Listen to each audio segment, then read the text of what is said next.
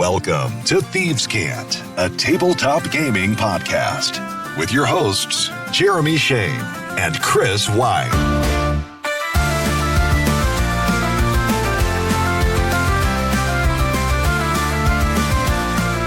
Welcome in and welcome back. It is Thieves' Cant, Tuesday, March 3rd. I'm Jeremy Shane. And I'm Chris White. Yeah, you are. Yeah, I am. Hey, thanks for listening, subscribing at thievescantcast. Chris, get ready because it's about to get weird up in here. All right. Weirder. But today, with some Unearthed Obscura, we pluck some bit of real-world lore that might sound stranger than fiction, and often is. We give you the details, and then we discuss how can we apply this to a tabletop experience. I always enjoy these. I like the stories you bring. It's nice. Then sit back, relax, and behold the tale of the toxic lady. Oh. What if some bodies reject medical intervention? What if aid triggers catastrophe?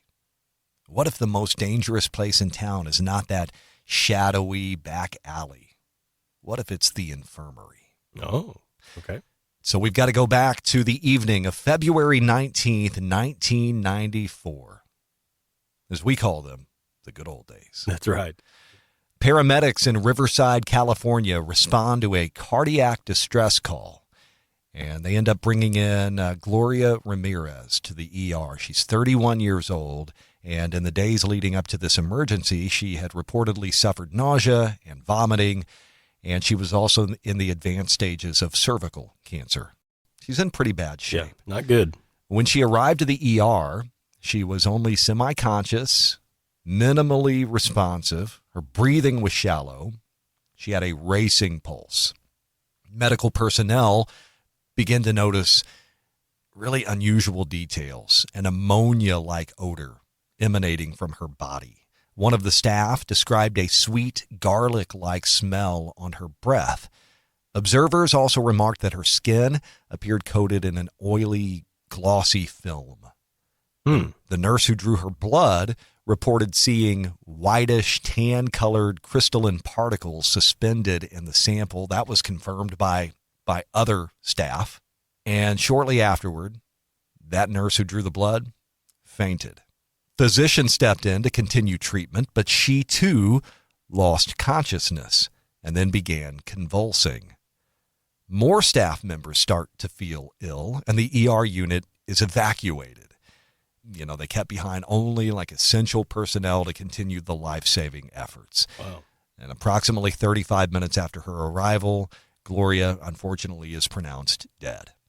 In total, 23 hospital employees reported sudden symptoms: dizziness, headaches, respiratory irritation, tearing eyes, nausea, vomiting. 6 of these 23 were ill enough that they required a hospital stay. Wow. They call in a hazmat team who screened the emergency department for toxic gases. They detected nothing. Cause of death was recorded as cardiac dysrhythmia associated with renal failure. In other words, her kidneys were failing, which probably threw her body chemistry out of whack, and her heart kind of short-circuited as a result. Okay. So that's the official cause of death. Because the toxicological testing yielded nothing of any substance, the California Department of Health concluded that the event was most likely an instance of mass sociogenic illness, what we used to call mass hysteria. A later government investigation suggested that Gloria might have been using dimethyl sulfoxide as a home remedy. So then when the staff is treating her and they're using oxygen, they're shocking her, that might have converted the dimethyl sulfoxide into dimethyl sulfate, which is a potentially toxic gas. Isn't that wild? Yeah. But even that explanation is under debate. And some of the people in that room still don't believe that it explained what happened that night. So that is the story of Gloria Ramirez, also known as the Toxic Lady. Wow. That's pretty wild. The mass hysteria is interesting, but I don't buy it. Right. Do you buy into the theory that it could have been like some sort of a chemical reaction of sorts that created this toxic gas? It seems like, yeah, there has to be like something else is added into the mix, you know, the reactions of these professionals. It seems like really harsh physical reactions. I mean, the one lady, passed out and convulsed, right? You know? Yeah. So you think about this with an RPG application. You've got this body that is not safe to approach, right? This is natural fodder for an RPG. Maybe there's a low level spell that catalyzes a higher level curse, right? Mm-hmm. Like resurrection magic possibly triggering a lethal reaction. Yeah, that's really, you talk about an adventure hook. You think about I'm trying to think of like an evil god or goddess like Talona, okay, right? A goddess of poison and disease, right? That makes sense. Okay, what an incredible curse if, she chooses a victim and basically there's a reaction with cure wounds that anytime it's cast, it could cause this reaction. And you just start spiraling out of control. And so all of a sudden, every time somebody receives healing, there's a risk that they're going to become a new patient and they could spread, maybe it is, that condition could be spread to others. Yeah. I like that it's a risk, right? There's a chance this could happen. Yeah. Which still leaves some incentive, like when necessary, to actually try it. It's a choice. Right. Right. Like, oh, well, a party member really needs cure wounds, but have they been exposed? Yeah. Right. That's pretty interesting. Yeah. And you would definitely want to end that as quickly as possible. Right. You could take the same approach and apply it to maybe there's a bloodline. Oh yeah. Maybe it's an ancient curse, like your bloodline was cursed, centuries ago. Mm-hmm.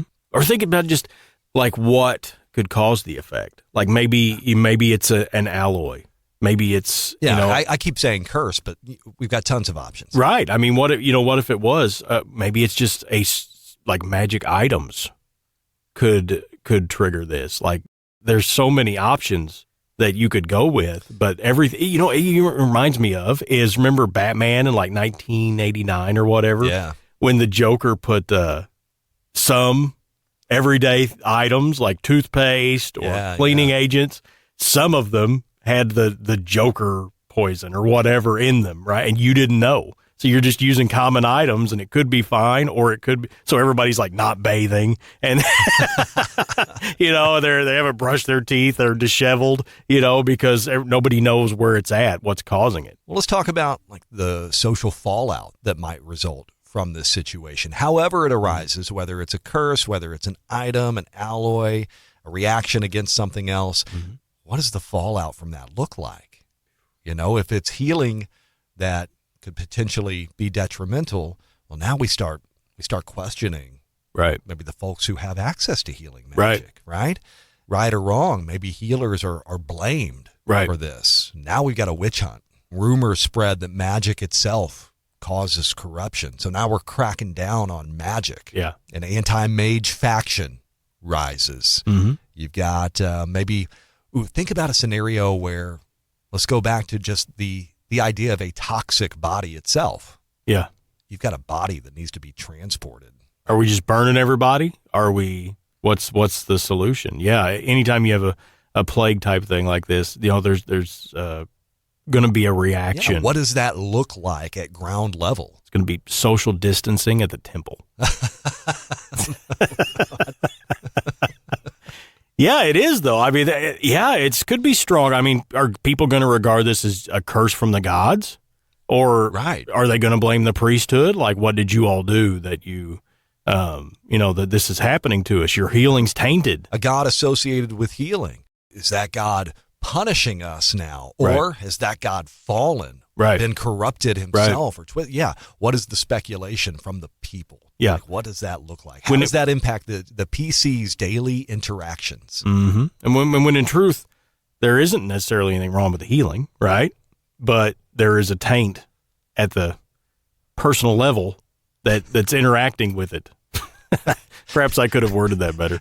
But yeah, I think it's there's a lot of directions you could go with this, but this is not a small event, I think, in a campaign. I mean, again, with her instance, it was isolated.